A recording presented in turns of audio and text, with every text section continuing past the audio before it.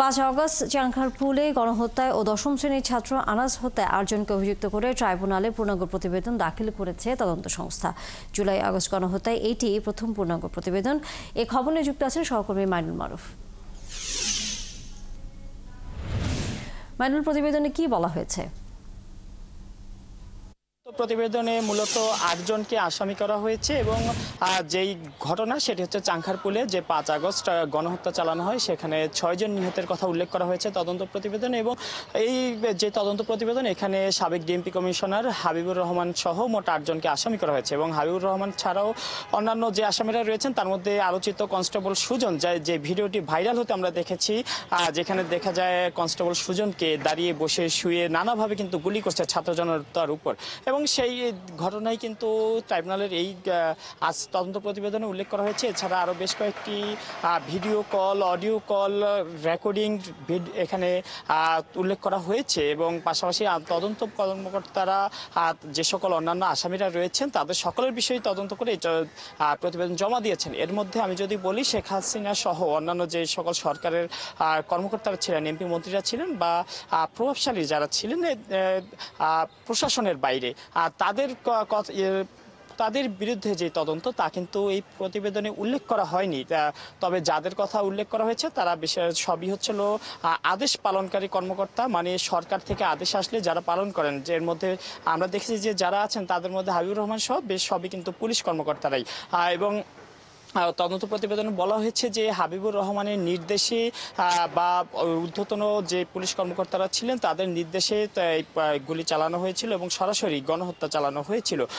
এর পাশাপাশি আমি যদি আরেকটু বলে রাখি যে এখানে যে শেখ হাসিনা সহ অন্যান্য যাদের বিরুদ্ধে তদন্ত প্রতিবেদন জমা হয়নি বা এখানে উল্লেখ করা হয়নি তাদের বিরুদ্ধে কেন জমা হয়নি এমন প্রশ্নে যে চিফ প্রসিকিউটর তিনি জানান যে তাদের যেহেতু শেখ হাসিনা সহ যে প্রভাবশালীরা রয়েছেন তারা একাধিক মামলার আসামি, তাদের বিরুদ্ধে একাধিক অভিযোগ, তাদের সবগুলো মিলিয়ে আলাদা তদন্ত প্রতিবেদন দেওয়া হবে। তবে এটা যেহেতু আলাদা একটি মামলা, এখানে সরাসরি যারা অংশগ্রহণ করেছেন বা সরাসরি যারা নির্দেশ দিয়েছেন শুধুমাত্র তাদেরকে এই তদন্ত প্রতিবেদনে আনা হয়েছে এবং তাদের বিরুদ্ধে কিন্তু তদন্ত প্রতিবেদন দাখিল করা হয়েছে। এর পাশাপাশি তাদের বিরুদ্ধে যে সকল ভিডিও এবং অডিও রেকর্ড ছিল সে সকল প্রমাণও কিন্তু আদালতে সোপর্দ করা হয়েছে।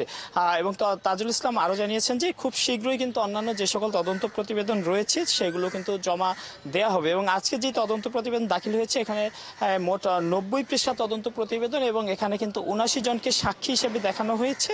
এবং এর মধ্যে আমি যদি বলি সাবেক পুলিশ কমিশনার হাবিবুর রহমান সহ প্রথম যে 4 জন আসামি তারা কিন্তু সবাই পলাতক এবং বাকি 4 জন কিন্তু গ্রেফতার আছেন। এবং আমরা দেখেছি যে তাদেরকে কিন্তু বিভিন্ন সময় কিন্তু ট্রাইব্যুনালে আনা হয়েছে এবং তাদের বিরুদ্ধে এখানে কিন্তু শুনানিও হয়েছে।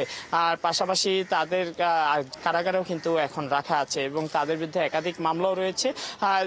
আমরা দেখেছি শুধু ট্রাইব্যুনালে নয়, অন্যান্য যে নিম্ন আদালতে সেখানেও কিন্তু তাদের বিরুদ্ধে মামলা রয়েছে। এবং এখন পর্যন্ত মোট 8 জনকে আসামি করে আজকে তদন্ত প্রতিবেদন দাখিল করা হয়েছে এবং তারা ট্রাইব্যুনাল কর্তৃপক্ষ বা রাষ্ট্রপক্ষ যেমনটা আশা করছে যে খুব দ্রুতই অন্যান্য যে সকল তদন্ত প্রতিবেদন তাও দাখিল করা সম্ভব হবে। এর বাইরে যদি আমি একটু জানিয়ে রাখি, উচ্চ পর্যায়ের কথা বলছিলাম, যে 5 আগস্টের যে ঘটনা এখানে মোট 6 জনকে কিন্তু ওই ঘটনায় হত্যা করার কথা উল্লেখ করা হয়েছে এবং বাকি যে আসামিরা রয়েছে যে তাদেরকেও গ্রেপ্তারের চেষ্টা চলছে বলে কিন্তু জানানো হয়েছে। এর মধ্যে রয়েছে সাবেক ডিএমপি কমিশনার হাবিবুর রহমান, সুদীপ কুমার চক্রবর্তী এবং অন্যান্য যারা রয়েছেন তাদেরকে গ্রেপ্তারের চেষ্টা চলছে বলে কিন্তু চিফ প্রসিকিউটর জানিয়েছেন। এ ছিল ট্রাইব্যুনাল থেকে আমার কাছে সর্বশেষ। ধন্যবাদ মাইনুল মারুফ। নিশ্চয়ই ফিরবো আমরা পরবর্তীতে যদি আপনার কাছে নতুন কোনো তথ্য এসে পৌঁছায়। দর্শক, সহকর্মী মাইনুল মারুফ ছিলেন আমাদের সাথে এতক্ষণ।